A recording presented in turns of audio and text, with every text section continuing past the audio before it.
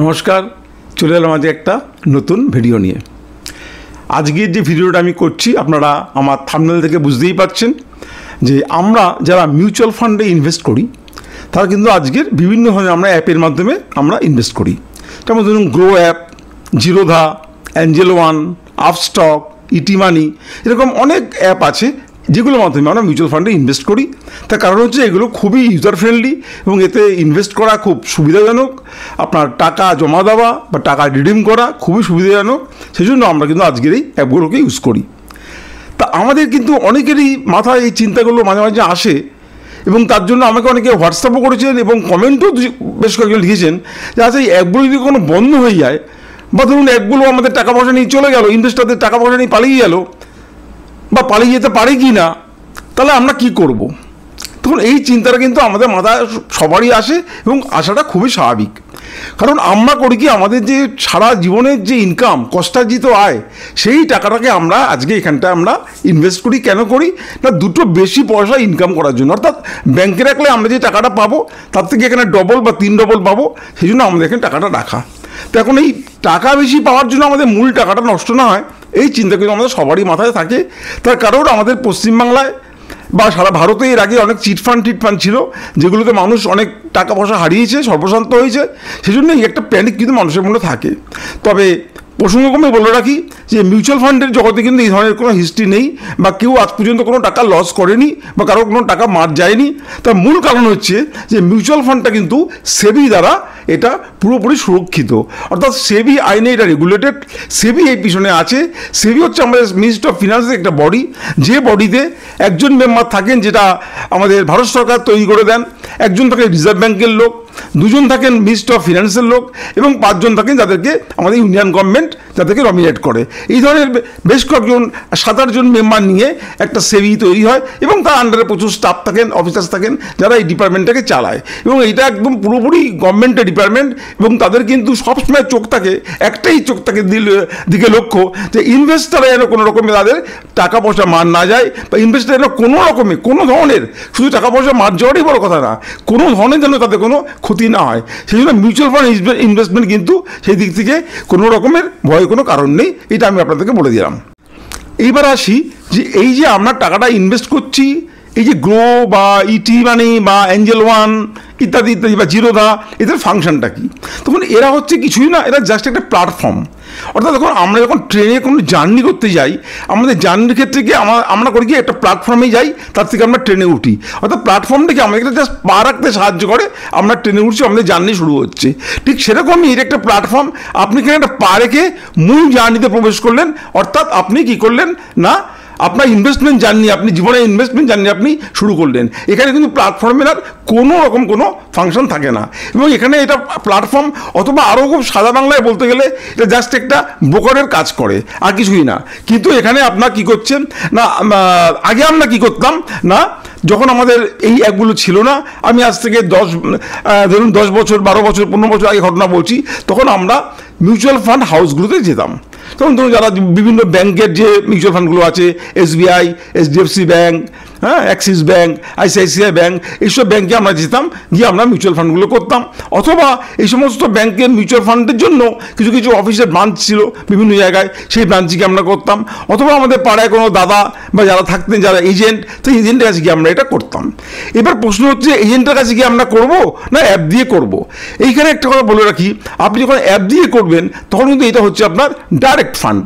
আর আপনি যখন কোনো রকম এজেন্টের মাধ্যমে বা ব্যাংকে গিয়ে বা কোনো রকম মিউচুয়াল ফান্ড হাউসে গিয়ে করবেন, সেটা হচ্ছে আপনার রেগুলার ফান্ড হাউসে সাধারণত হয়। কারণ আপনি না বললে তারা কিন্তু আপনাকে রেগুলারই করে দেবে এবং রেগুলারই করলে কিন্তু আপনার কি হবে না, অনেক টাকা আপনাকে কমিশন দিতে হবে।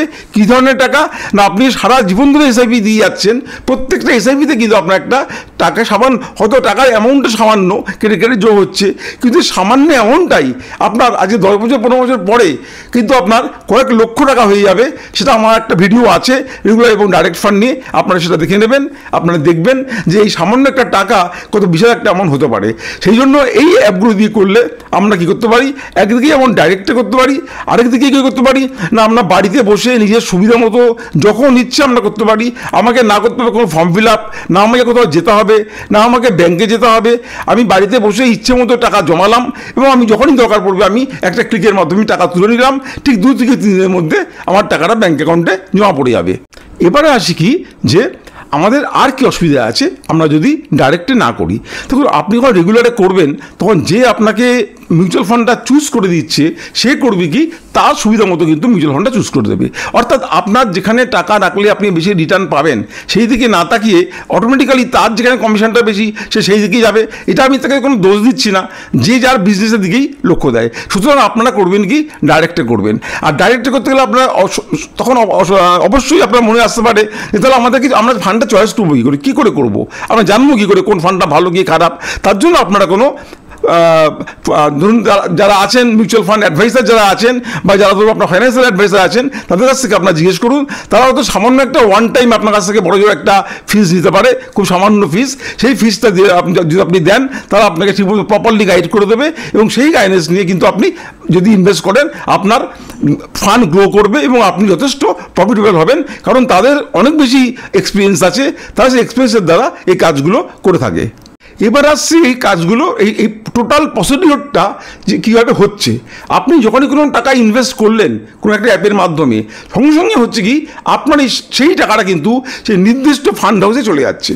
ধরুন আপনি এসবিআইতে করলে কোনো ধরুন আপনি এসবিআই ব্লুচিপি ফান্ডে একটা ইনভেস্ট করলেন, কথা বলছি উদাহরণ হিসাবে, আপনার সেই টাকাটা চলে যাবে কিন্তু এসবিআই মিউচুয়াল ফান্ডে। আপনি কোনো আইসিআইসিআই প্রুডেন্সিয়াল ব্লুচিপ ফান্ডে করলেন, আপনার সেই টাকাটা চলে যাবে আইসিআইসিআই প্রুডেন্সিয়াল আপনার কোম্পানির কাছে। অর্থাৎ এইটা কাদের মাধ্যমে যাবে না একটা আমাদের মাঝখানে একটা আরটিএ কাজ করে, অর্থাৎ তাদেরকে বলে যে register of transfer agent, register and transfer agent. অর্থাৎ এই রেজিস্টার অ্যান্ড ট্রান্সফার এজেন্ট যেটাকে সংক্ষেপে আরটিএ বলে, এই আরটিএটা কিন্তু সেবি দ্বারা পুরোপুরি রেগুলেটেড। যদিও এগুলো প্রাইভেট ফান্ড কিন্তু এগুলো কিন্তু সেবি দ্বারা রেগুলেটেড।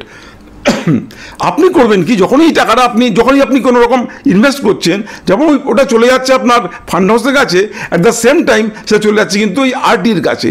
এই আরটিএ কারা কারা আছে না আমাদের ভারতবর্ষের মধ্যে যে দুটো সেরা আইটি আছে, একটা হচ্ছে ক্যাম্পস CAMS ক্যাম্পস, আরেকটা হচ্ছে কারভি KARVY। এবারে আপনারা এইগুলোকে কিভাবে আপনারা সাবধানতা অবলম্বন করবেন বা কী কী আপনাদের সাবধানতা নিতে হবে সেই নিয়ে আমি আপনাদেরকে এখন বলবো। অর্থাৎ আমরা এখন চলে যাব ভিডিওর মূল পর্বে। তো ভিডিওর মূল পর্বে যাওয়ার আগে একটা কথা বলে রাখি যে আমার এই ভিডিওটা দেখে যদি আপনাদের উপকারে লাগে বা আপনারা উপকৃত হয়েছেন মনে হয়, অবশ্যই আমার চ্যানেলটাকে সাবস্ক্রাইব করবেন এবং আপনাদের যারা বন্ধুবান্ধব বা পরিচিত আছেন যারা মিউচুয়াল ফান্ডে ইনভেস্ট করেন বা শেয়ার মার্কেটে ইনভেস্ট করেন তাদেরকে এইটা শেয়ার করবেন এবং অবশ্যই একটা লাইক দেবেন। কারণ আপনি যত লাইক দেবেন, যত আমি লাইক পাবো তত কিন্তু আমার ভিডিও করার মোটিভেশন বেড়ে যাবে। আর আমরা মিউচুয়াল ফান্ড সম্বন্ধে আমরা কিছু আমরা অ্যাডভাইস দিয়ে থাকি। এর জন্য আমরা আপনাদের কোনো ফান্ডে যারা ইনভেস্ট করবেন তাহলে আপনাদের কোনো সমস্যা থাকে আপনারা আমার নিচে হোয়াটসঅ্যাপ নাম্বার দেওয়া আছে, আপনারা আমাকে হোয়াটসঅ্যাপ করবেন। আমি হোয়াটসঅ্যাপে প্রত্যেকটা পড়ি এবং আমি তার উত্তর দেওয়ার চেষ্টা করি। তাহলে আমি কি বললাম না দুটো বডি আছে, একটা হচ্ছে ক্যাম্পস CAMS, আরেকটা হচ্ছে কারভি KARVY। আরেকখানা আছে আমাদের কি হচ্ছে না MF সেন্ট্রাল বলে একখানা অ্যাপ আছে যেটা কিনা সমস্ত মিউচুয়াল ফান্ড হাউস মিলে বানিয়েছে, এইটাকেও আপনারা দেখতে পারেন। তাহলে আমাদের প্রথম কাজ হবে ক্যাম্পস, কারভি এবং এই মিউচুয়াল MF সেন্ট্রাল অ্যাপটাকে আমরা ডাউনলোড করে নিতে পারি আমাদের সাবধানতা অবলম্বনের জন্য। এবং আমরা যে সমস্ত ফান্ড হাউসে ইনভেস্ট করছি সেই ফান্ড হাউসের একটা অ্যাপ আছে, সেই অ্যাপগুলো আমরা আমাদের মোবাইলে ডাউনলোড করে নিতে পারি। তাহলে আমরা প্রথম দিকে কী কী কাজ করব। ফার্স্ট স্টেপ আমাদের কী হবে, যখনই আপনি ইনভেস্ট করছেন আপনি কিন্তু একটা মেল পাবেন ইনভেস্টমেন্টের জন্য। আপনি করবেন সেই মেলটা আপনার মেলে আসবে, আপনি মেলটা খুলবেন।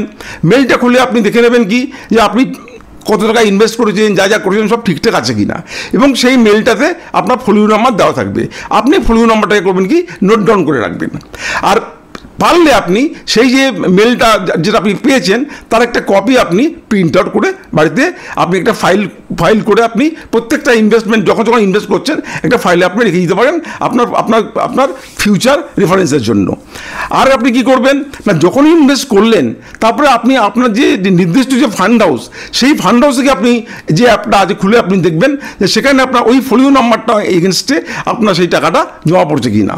এবং আপনি যদি আরও চেক করতে চান ডাবল চেকিং, তাহলে আপনি ক্যাম্পসে চলে যান বা কারভিতে চলে যান। হ্যাঁ, প্রসঙ্গতার কথা বলে রাখি যে ক্যাম্পসে কিন্তু সব মিউচুয়াল ফান্ডগুলো কিন্তু নেই, কিছু ক্যাম্পসে আছে, কিছু কারভিতে আছে, কিন্তু এমএফ সেন্ট্রালে কিন্তু সমস্ত ফান্ডগুলোই আছে।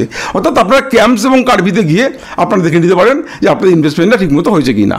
আর অথবা আপনি আপনার নির্দিষ্ট মিউচুয়াল ফান্ড হাউসে গিয়ে দেখতে পাবেন যে আপনার ওই ফ্লো নাম্বার এগেনস্টে ওই ইনভেস্টমেন্টটা ঠিকমতো হয়েছে কি না। আচ্ছা, মোটামুটি আমরা ভিডিওর শেষের দিকে চলে এসেছি। তাহলে আমরা প্রথমে আমাদের কী কী কাজ বললাম, আমরা এই টাকা ইনভেস্ট করলাম। এবার আমরা কী করব না, আমাদের মেল থেকে আমরা সেটাকে আমরা দেখবো, মেল থেকে দেখার পর আমরা সেটাকে একটা প্রিন্ট আউট নেবো এবং আমরা সেটাকে করবো কি এমএফ সেন্ট্রাল বা ক্যাম্পস বা কারভিতে গিয়ে আমরা একবার করে চেক করে নেবো। ব্যাস, আমাদের কাজ শেষ। আমরা জেনে নিলাম যে আমাদের ইনভেস্টমেন্ট ঠিকঠাক হয়েছে। তবে একটা কথা বলে রাখি যে বর্তমানে মিউচুয়াল ফান্ডে সারা ভারতবর্ষে যা বাড়বাড়ন্ত এবং আগামী দিনে আমাদের ইন্ডিয়ান ইকোনমি যেদিকে যাচ্ছে এই মিউচুয়াল ফান্ডের বাড়বাড়ন্ত কিন্তু আস্তে আস্তে বাড়বে। সুতরাং এই অ্যাপগুলোর উঠে যাওয়ার সম্ভাবনা কিন্তু খুবই কম। কিন্তু আমি এত কথা তাহলে বললাম কেন আজকের, বা এই ভিডিওটা করার উদ্দেশ্য কী? দেখুন, কিছুই বলা যায় না।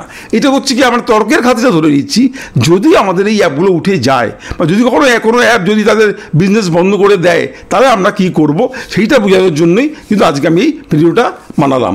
আশা করি আপনার ভিডিওটা ভালো লেগেছে। কেমন লেগেছে আপনার কমেন্ট বক্সে কমেন্ট করে জানাবেন এবং আগামী দিনে আমি আরও অনেক ভিডিও নিয়ে আসছি।